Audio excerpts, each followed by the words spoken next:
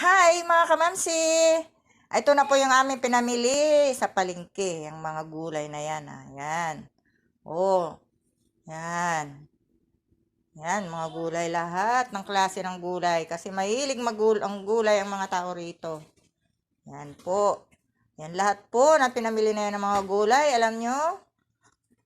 Lahat yan ay halos 1,000. Mahigit. Diyos ko, kamahal ang gulay dito sa Maynila. Grabe. Wala naman kaming sariling lupa. Meron naman kami sa paso, mga sibuyas dahon lang yun.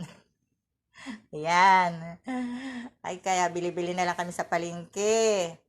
Ayan, ayan, yung itlog.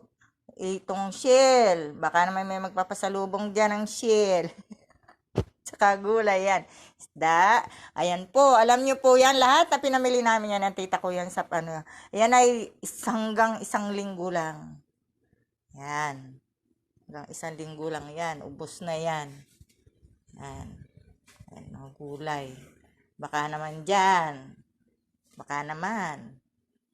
Baka naman, ha? Mayroong ano dyan. Ipapasalubong. Okay, mga kamamsi.